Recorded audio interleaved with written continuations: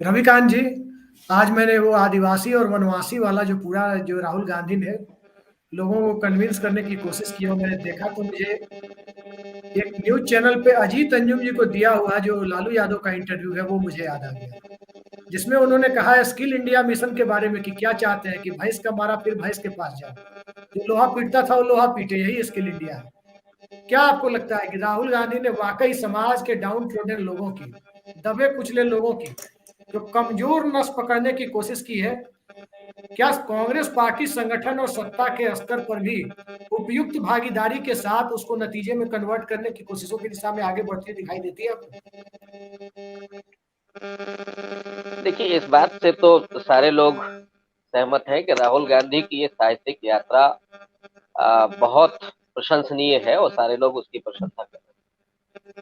जितने भी दृश्य हम लोग इस यात्रा में देख रहे हैं वो निश्चित रूप से आह्लादित करते हैं। उसमें बुजुर्ग हैं, महिलाएं हैं, बच्चे हैं, साथ ही साथ बॉलीवुड के भी लोग आ रहे हैं और भी टेक्नोक्रेट आ रहे हैं, जो नागरिक समाज है वो भी आ रहा है। और जहां इस बात को कहा जा रहा था कि दक्षिण भारत के बाद जब उत्तर भारत की तरफ भारत जोड़ो यात्रा बढ़ेगी तो उसके बाद राहुल गांधी को समझ में आएगा कि असल में क्या होता है। और वो हुआ भी, जब कर्नाटक में वो यात्रा आई तो पोस्टर फाड़े गए जी। और दूसरे तरीके से कांग्रेस को लांछित किया गया। लेकिन कर्नाटक में भी अपार भीड़ थी। फिर उसके बाद मध्य प्रदेश में जब प्रवेश हुआ तो वहां पर भी कुछ चीजें करने की कोशिश की गई, लेकिन आश्चर्यजनक रूप से मध्य प्रदेश में भी बहुत भीड़ आ रही है। और कम से कम इस साहित्यिक यात्रा को देखने के लिए हम लोगों ने इस तरह के किसी पदयात्री को नहीं देखा। सिर्फ पढ़ा होगा कि गांधी जी ने कभी दांडी यात्रा की थी या अम्बेडकर ने कभी महाड़ आंदोलन किया था। तो उस वजह से निश्चित रूप से एक आकर्षण है राहुल गांधी के प्रति। दूसरा ये है कि जिस तरह की परिस्थितियां हैं इस समय, बेरोजगारी की चरम अवस्था है, महंगाई की चरम अवस्था है, इसके अलावा जो लघु मध्यम उद्योग जिस तरह से तहस नहस हुए हैं, मजदूरों की जो समस्याएं हैं, महिलाओं की, नौजवानों की जो समस्याएं हैं, किसानों की अपनी जो समस्याएं हैं, इकोनॉमी लगभग कगार पर है उसके कि खत्म हो रही है। क्या कर्ज बढ़ रहा है, रेट जो जी। रुपए का दाम है वो लगातार गिर रहा है। इन परिस्थितियों में लोगों को एक उम्मीद दिख रही है राहुल गांधी के प्रति कि राहुल गांधी आएंगे और अब उनके जो तमाम बयानात जो पुराने जीएसटी के समय, नोटबंदी के समय, कोरोना के समय जो उन्होंने बयान दिए थे उनको लेकर के लोग चर्चा कर रहे हैं कि राहुल गांधी ने उस समय जो कहा था वो ठीक कहा था और आज की स्थितियां उसी तरह की दिख रही हैं। तो उन उम्मीदों के साथ भी ये यात्रा चल रही है और इसलिए मुझे लगता है कि ये यात्रा चुनावी परिणाम भी देगी कि उम्मीदों के साथ वो जुड़ गई। दूसरी बात, राहुल गांधी आइडियोलॉजिकल भी लगातार फाइट कर रहे हैं। मतलब उन्होंने सावरकर का मुद्दा महाराष्ट्र में उठाया और ये जानते हुए भी कि महाराष्ट्र में ये बात करना जोखिम भरा है। और उसके बाद जब वो आदिवासी क्षेत्रों से गुजर रहे हैं तो वहां पे भी बनवासी बनाम आदिवासी की चर्चा करी। ये आइडियोलॉजिकल फाइट है। हम लोग जानते हैं जी। कि आरएसएस उनको बनवासी कहती है और बनवासी क्यों कहती है उसके पीछे भी आइडियोलॉजिकल कारण है।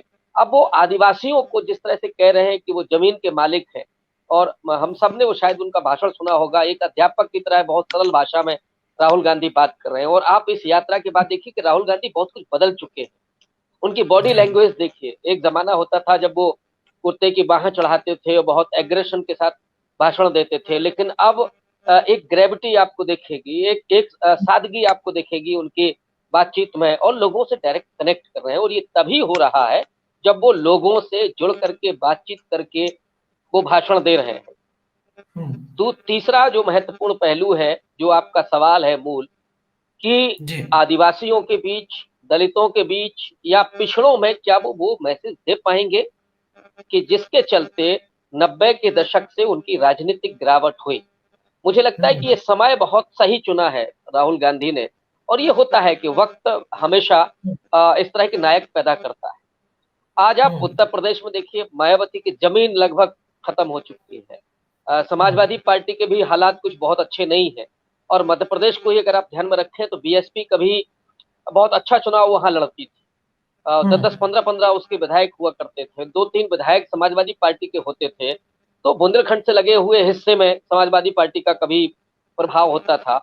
लेकिन आज की तारीख में जहां दलितों का कोई एजेंडा नहीं है, ओबीसी की बात नहीं हो रही है, और दूसरी तरफ ईडब्ल्यूएस है, लेटरल एंट्री के जरिए सवर्णों को उस तरह की तमाम विशेषाधिकार दिए गए हैं, और जो नीतिगत परिवर्तन हुए हैं जिसमें दलित, पिछड़ों और आदिवासियों को बिल्कुल हाशिए पर पहुंचा दिया गया है, तो ऐसे समय पर राहुल गांधी की ये यात्रा उनमें भी, उन आदिवासियों में, दलितों में, उन पिछड़ों में भी वो उम्मीद जी। पैदा कर रही है। और जब वो मध्य प्रदेश से गुजर रहे हैं तो मुझे लगता है कि बीएसपी से लोग जो जुड़े हुए थे वो आज कांग्रेस पार्टी की तरफ फिर से देख रहे हैं। फिर से जब मैं कह रहा हूं तो बाबू जगजीवन राम को याद करके कह रहा हूं कि कभी जी। वो दलित तबका कांग्रेस पार्टी के साथ होता था।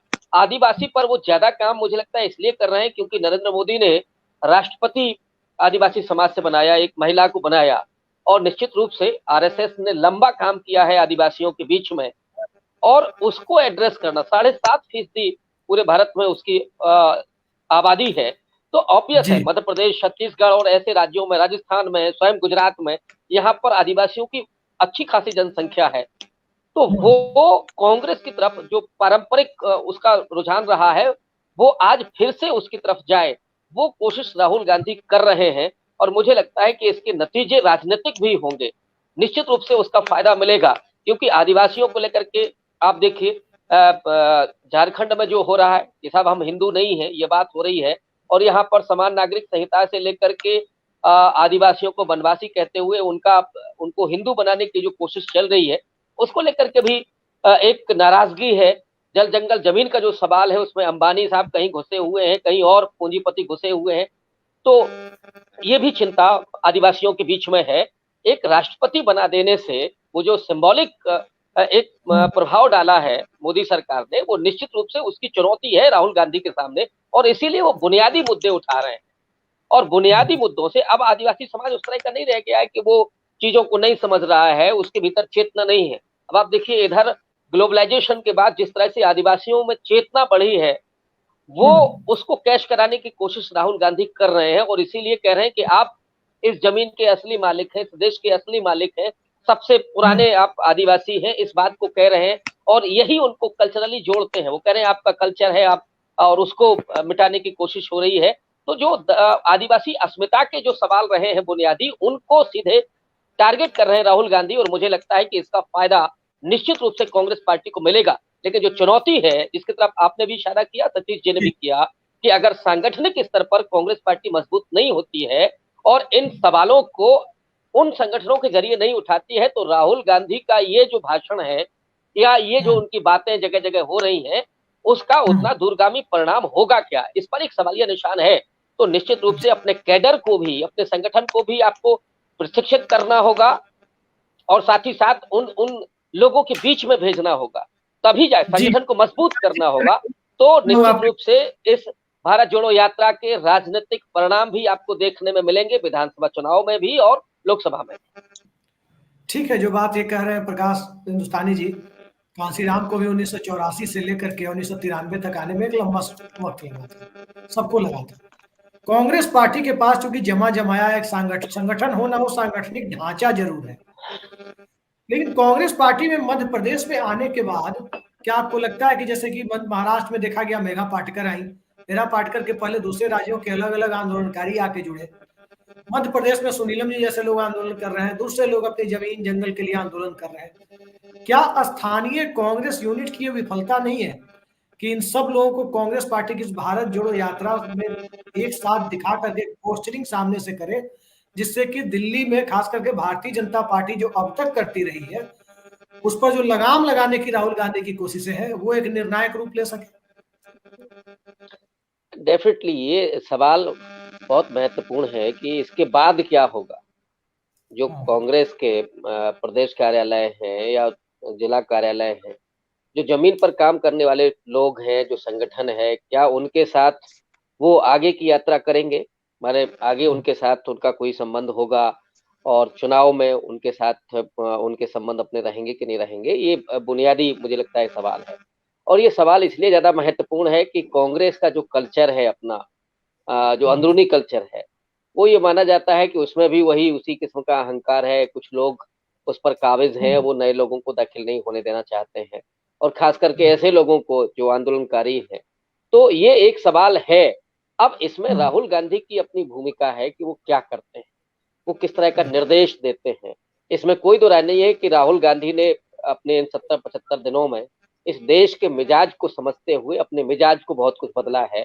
और मुझे लगता है कि हुँ, उस ज़मीन को और ज़मीन की ज़रूरतों को, लोगों की हुँ, अपनी अपेक्षाओं को, लोगों हुँ, की ज़रूरतों को और उनके जुड़ाव को वो देख रहे हैं। तो ऑब्वियस है, हुँ, हम लोग उम्मीद कर सकते हैं कि राहुल गांधी इस तरह के निर्देश देंगे कि इन तमाम हुँ, लोगों के साथ जुड़ कर के ही आपको आगे की यात्रा करनी है। वो चुनाव की यात्रा हुँ, हो या कोई आंदोलन हो, लोगों के सवालों को उठाना हो, जैसे वो हुँ, खुद योगेंद्र यादव के साथ हैं, तो ऐसे ही तमाम लोगों के साथ प्रदेश स्तर पर, जिले स्तर पर भी आपको करना होगा। तो ये हुँ, बुनियादी सवाल है जो जो आपने किया, लेकिन हम लोग उम्मीद करते हैं कि राहुल गांधी एक बहुत बड़ा डेमोक्रेटिक चेंज ले आएँगे। जिस तरह से आपको राजस्थान में हो रहा है, वो भले ही राजस्थान के चुनाव को प्रभावित करे, लेकिन इसमें कोई दो राय नहीं है कि हो सकता है कि कांग्रेस पार्टी इसमें भी एक अपनी रणनीति देख रही हो, कि वो सीधे तौर पर ये तो कम से कम कह सकती है, जो अजय शुक्ला जी ने कहा कि भाई हम हुँ, डेमोक्रेटिक हैं और हमारे ही एक प्रदेश में 2 लोग इस तरह की बात कर सकते हैं। और हुँ, ये भी कहा जा सकता है कि नहीं साहब, इनको नहीं बनाया जाएगा, उनको बनाया जाएगा। तो कांग्रेस हुँ, में कोई सुप्रीमो कल्चर नहीं है। कांग्रेस में अ, अब सोनिया गांधी उसका फैसला नहीं करेंगी और मुझे लगता है कि खड़गे को जब से उन्होंने राष्ट्रीय अध्यक्ष बनाया है, इस तरह की तमाम जो बातें हैं और इनका जो नकारात्मक प्रभाव है, वो गांधी के साथ नहीं जाएगा, वो खड़गे जी के हिस्से में जाएगा और खड़गे जी उसको निपटाएँगे कि कैसे जी, उनको राजस्थान की समस्या को सॉल्व करना है या दूसरे प्रदेशों में जो चीज़ें हुँ, हो रही हैं, जो आपस में तनाव है, गुटबाज़ी है, उसको खत्म करने की ज़िम्मेदारी खड़गे साहब की है, राहुल गांधी की इसमें ज़िम्मेदारी नहीं है। राष्ट्रीय तो अभियान। ये एक राहुल गांधी के छवि के साथ और राहुल गांधी के व्यक्तित्व के साथ ये बेहतर हो रहा है कि अब उनके पास उस तरह की ज़िम्मेदारी नहीं है। वो कह सकते हैं कि साहब हमें जो खड़गे साहब कहेंगे हम वो काम करेंगे। तो उनके हुँ, सिर पर ठीकरा नहीं फूटना है। लेकिन हुँ, इसमें कोई दो राय नहीं है कि खड़गे साहब की जो भूमिका है, वो हुँ, भूमिका तो है ही, गांधी परिवार की अपनी भूमिका रहेगी। वो हुँ, कांग्रेस पार्टी में खत्म होने नहीं जा रही है और उस जी, भूमिका में उन्हें उन तमाम संगठनों को डेमोक्रेटिक बनाना है, मजबूत बनाना है, लोगों को जोड़े रखने के लिए बनाना है और उन हुँ, मुद्दों पर लगातार सक्रिय रहना है, जो मुद्दे राहुल गांधी अपनी भारत जोड़ो यात्रा में उठा रहे हैं। और मुझे लगता है कि अगर ऐसा कांग्रेस पार्टी करती है, तो निश्चित रूप से उसे भावनात्मक ही नहीं, बल्कि राजनीतिक भी लाभ प्राप्त होगा।